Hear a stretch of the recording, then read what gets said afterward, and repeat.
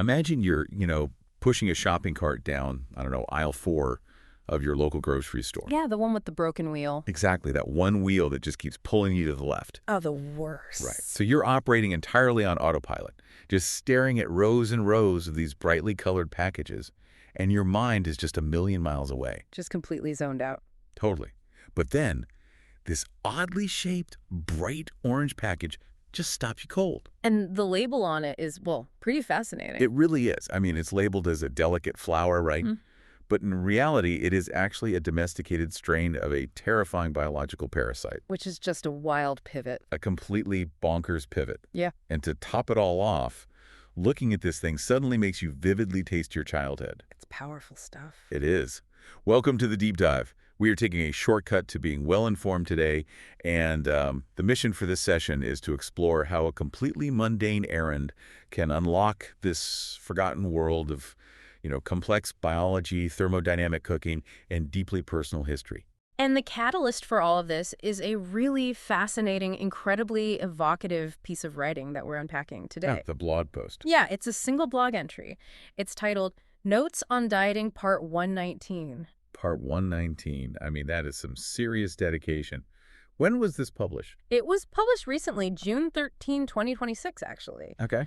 And the author goes by the name Eng. So the entire post really just centers on that exact grocery store moment you just described. Oh, right, where they're just walking down the aisle. Exactly. Eng spots this peculiar, chewy ingredient from their youth, one that seems to have just completely vanished from modern menus. Yeah. And finding it triggers this massive, overwhelming flood of culinary nostalgia. If you're listening to this and you're wondering how, a single grocery item can hit someone that hard, just think about walking down a supermarket aisle and suddenly spotting the exact packaging of a discontinued snack from your childhood. Oh, like a cereal you haven't seen in 20 years or something. Yes, exactly. You see the font, you see the retro colors, and your brain just instantly recreates that flavor right on your tongue. It's a really visceral reaction. It is. But Eng's writing carries this, this very distinct note of melancholy. Eng explicitly states, let me find it. Yeah. I can't seem to find any dishes these days using it as an ingredient. Yeah, that line really stands out. It does. It raises such a curious point about our modern food culture. I mean, why do highly specific ingredients just fall completely out of the cultural culinary rotation? Leaving them, purely in the realm of nostalgia. Exactly.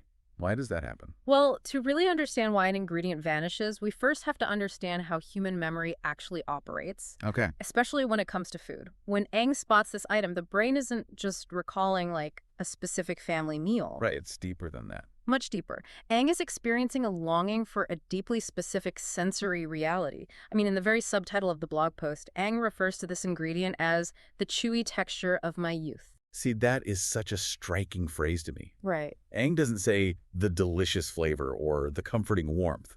The entire anchor is completely based on the physical resistance of the food against the teeth. It's chewiness. Yeah.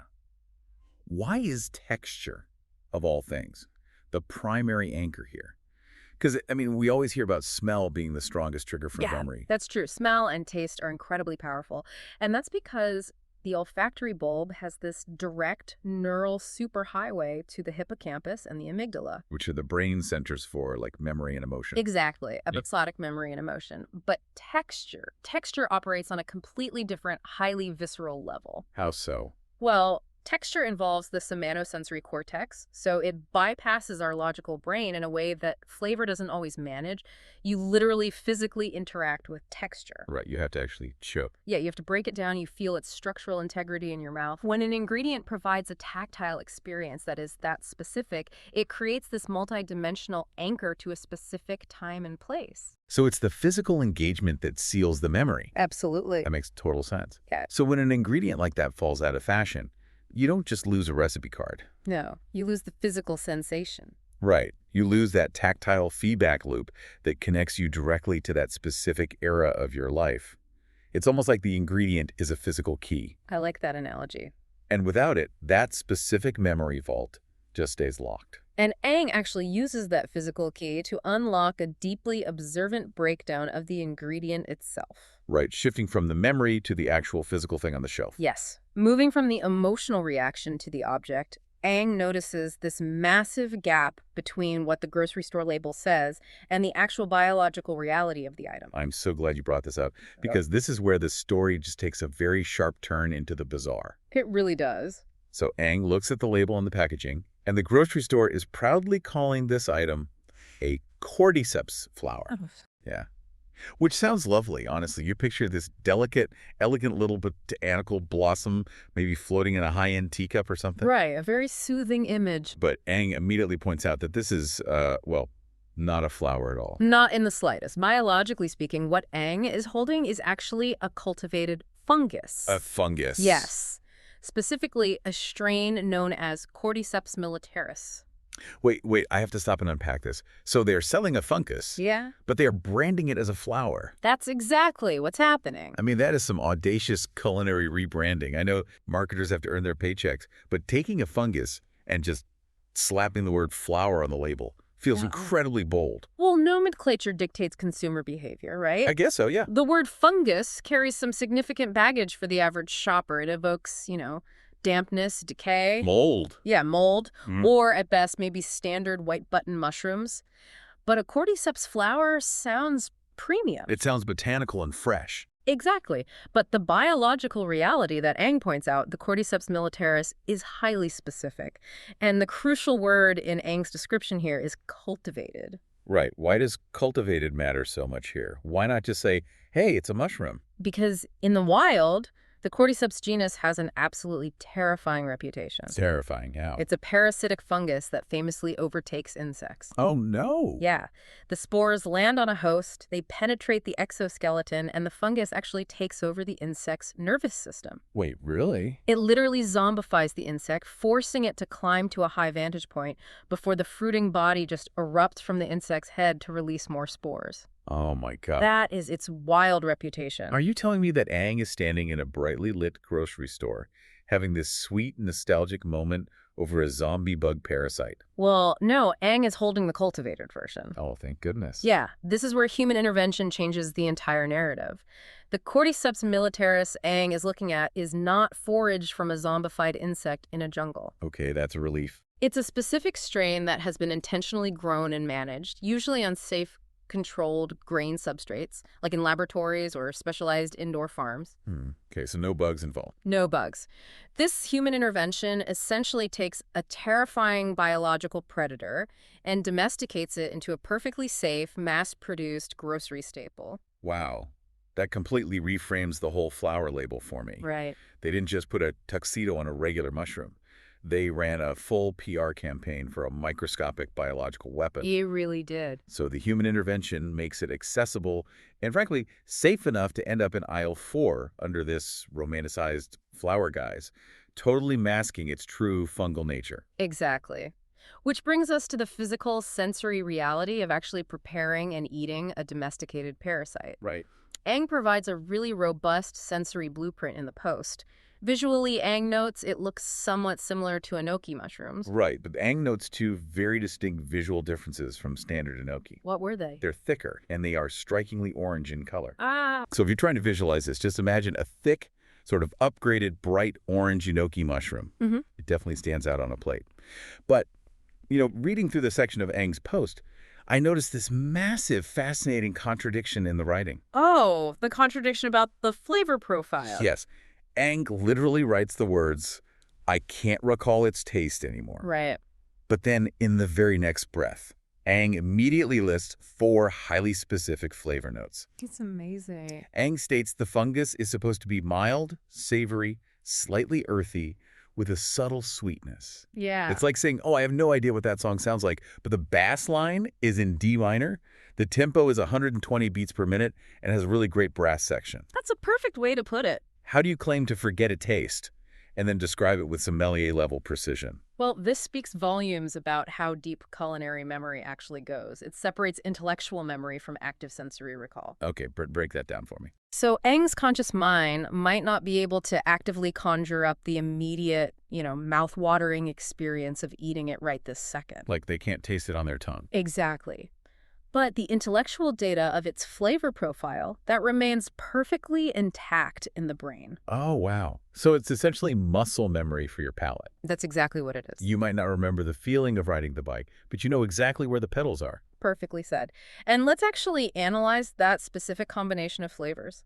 Mild, savory, earthy, and subtly sweet. It's quite a list. It is an incredibly complex matrix when you take those 4 delicate flavor notes and you pair them with what Aang remembers most vividly. The chewy texture. Right, the fact that the texture is rather chewy when cooked. When you put that all together, you create a very niche culinary footprint. A niche culinary footprint meaning it's not just a generic flavor that fades into the background of whatever sauce you put on it. Precisely. Balancing a savory, earthy, subtly sweet flavor without ruining that delicate chewiness is a total high-wire act. I can imagine. It requires a highly controlled culinary environment to really shine. You cannot just treat a thick, chewy, sweet orange fungus the way you would treat a standard carrot or an onion. Right, if you just toss that into a screaming hot wok for a 2-minute stir-fry, it probably wouldn't develop that satisfying chew at all. No, definitely not. It would likely just seize up and become really tough. Right. Or, on the flip side, if you subjected it to a heavy, aggressive boil in a standard soup pot, the extreme agitation of the water would destroy its subtle sweetness. And ruin the texture too, I assume. It would break down its structural integrity entirely. You'd end up with a mushy, flavorless string. Oh, yuck. Yeah. So it demands immense respect from the cook, which connects perfectly to the traditional preparation method Aang actually associates with it. Right. Because to get that exact texture Aang remembers, you essentially have to completely change the laws of thermodynamics in the kitchen. You do. Aang specifically remembers this ingredient being used in one very particular context during their youth, and that was as an ingredient for double-boiled soup. Yes, double boiling. And I have to admit, when I read that part, I was genuinely confused. I mean, I have only ever seen double boiling used for melting chocolate so it doesn't burn. Right, like a bain-marie for desserts. Exactly. Yeah. Doing that for an entire pot of soup sounds incredibly tedious. Are you telling me this specific fungus essentially went extinct from modern kitchens just because of the cooking method? Honestly, that is the most logical conclusion when you examine the mechanics of the technique itself. Really? Yeah. Double boiling is a deliberate, ancient, slow-cooking method designed to completely manipulate heat transfer. Okay, so how does it work for soup? Well, you aren't exposing the ingredients to the direct, aggressive heat of a stove burner. Instead, the ingredients are placed in a ceramic jar or a small pot, submerged in liquid, and then that sealed inner container is placed inside a much larger pot of boiling water. Ah, so because the inner pot is submerged in the boiling water, the liquid inside that inner pot can never actually exceed 100 degrees Celsius or 212 degrees Fahrenheit. Exactly. It physically cannot reach a violent rolling boil. That's brilliant. And that exact thermodynamic sealing is why the delicate orange fungus doesn't turn into rubber. The ambient heat of the surrounding water and the steam gently coax the flavors out over a period of several hours. Wow, several Hours. Yeah. The lack of violent boiling means the physical integrity of delicate ingredients is completely preserved. It gently extracts the flavor compounds without denaturing the complex proteins and the chitin in the fungal cell walls. And that chitin's what creates that nostalgic, chewy texture. You got it. So the water inside the inner pot just simmers gently for hours and hours. It's essentially a very long, very delicate extraction of both flavor and texture. Just consider the synergy here. The cultivated Cordyceps militaris requires careful human intervention to grow safely in the first place, right? Yeah, to keep it from being a zombie parasite. Right. And then it requires an equal amount of human patience to cook it properly. This fungus fundamentally relies on this gentle, prolonged heat to achieve the precise sensory profile that Aang is longing for.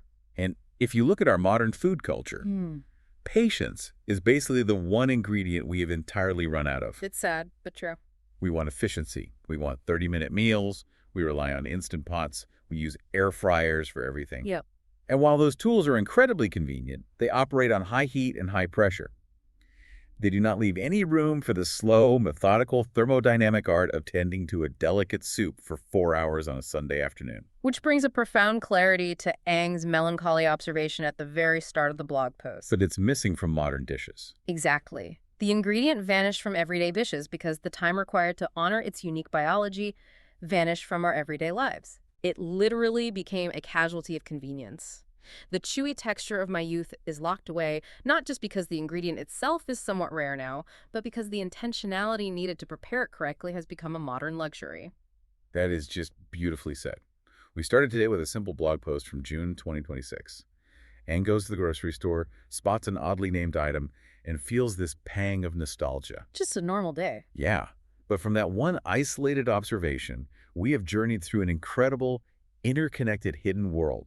I mean, we explored the neuroscience of how tactile sensations bypass our logic to cement lifelong memories. And we unmasked the surprising biological reality hiding behind a clever grocery store label. The zombie fungus. Yeah. Revealing how a product romantically branded as a Cordyceps flower is actually a carefully cultivated strain of a predatory fungus, brought safely to the masses through meticulous human intervention. And then we broke down the complex sensory matrix of this ingredient. Thick, orange, mild, savory, earthy, and sweet. And realized how that highly specific profile demands strict culinary respect. Finally, we trace that demand for respect right down to the thermodynamics of traditional double-boiled soup, Right. discovering how the modern push for culinary efficiency might just be the exact reason this unique, chewy ingredient has faded from our everyday plates. It fundamentally changes the way you look at a completely mundane grocery run. Yeah. This deep dive really proves how much complex science, biological history, and deep personal emotion can be packed into a single, overlooked package, sitting quietly under fluorescent lights. So the next time you find yourself running errands, pushing a cart with a broken wheel through the aisles. You can be pulled to the left. Exactly. Take a deliberate moment to look at the unfamiliar ingredients on the shelf. Look past the marketing labels. Yeah. Consider what complex biological wonders or forgotten, slow-paced family traditions are sitting right there in front of you, quietly waiting for someone with enough time to reconnect with them. You really never know when you might stumble across the exact ingredient needed to unlock a memory of your own.